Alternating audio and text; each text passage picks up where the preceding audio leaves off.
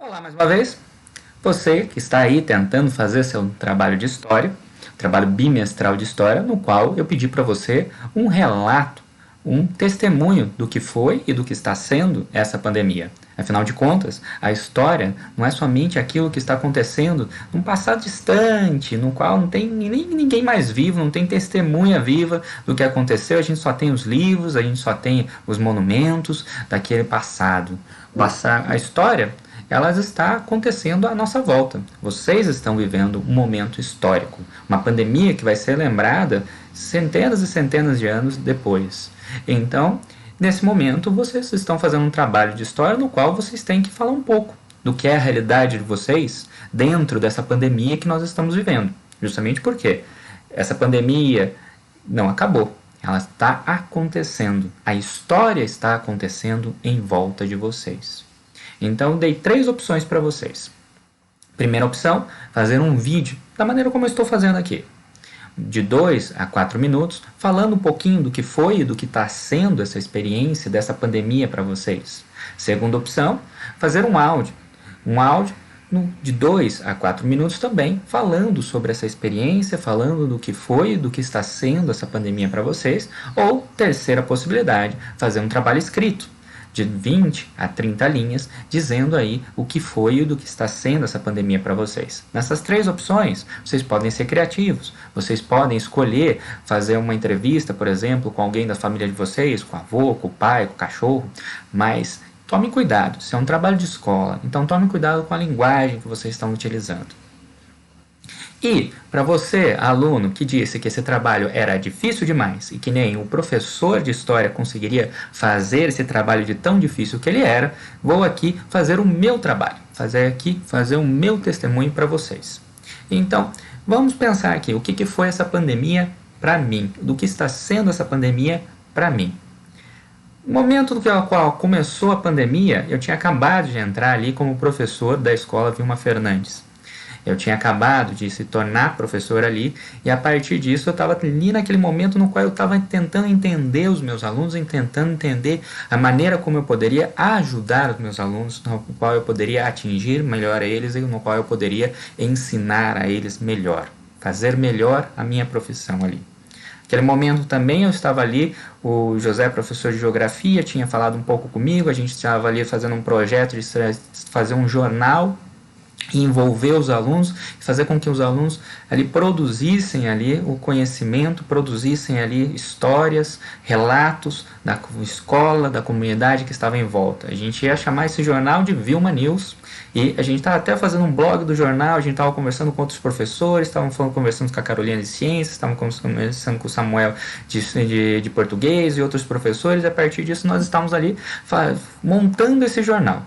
Montamos o blog e na semana que a gente estava indo para apresentar para o projeto para o diretor e depois para os alunos, o que aconteceu foi que a escola parou. Tudo parou. E o blog que a gente tinha montado virou um blog de comunicação com os alunos. Mas a partir daquele momento ali, a gente tem uma crise, a gente tem ali um momento no qual a pandemia aconteceu. E para mim, crise sempre é um momento de oportunidade. Toda crise é uma oportunidade para nós melhorarmos, para nós compreendermos melhor o que nós somos, para nós compreendermos melhor aquilo que nós podemos fazer. E nós estamos aqui no momento de crise, para nós professores aqui.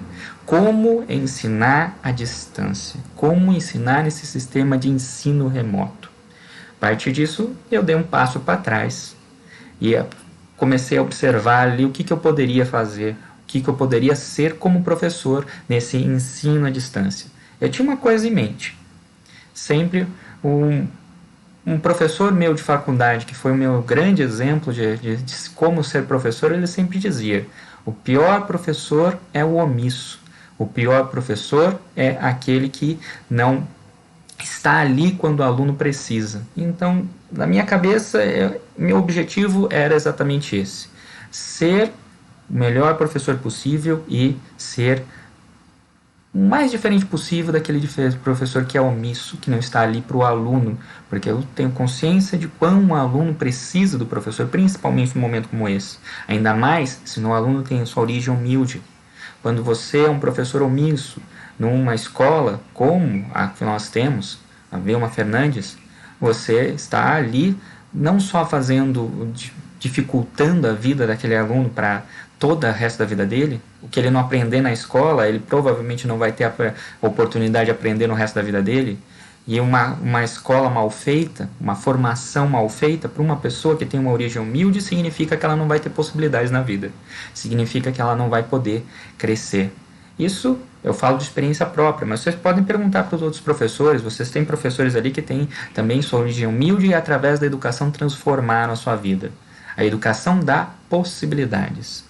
E a partir desse momento, então, eu acordei e refleti todo dia como é que eu posso fazer melhor, como é que eu posso trabalhar melhor para os meus alunos, como é que eu posso me tornar um professor melhor, mesmo nesse ensino remoto, mesmo nesse ensino à distância. O ensino à distância, para mim, então, é um grande aprendizado. Um aprendizado de ter paciência, mas também saber lidar com a frustração de você ficar ali enviando as atividades e esperando, às vezes, semana ou duas, para saber a resposta dos alunos, saber o que eles estão aprendendo, o que eles não estão aprendendo.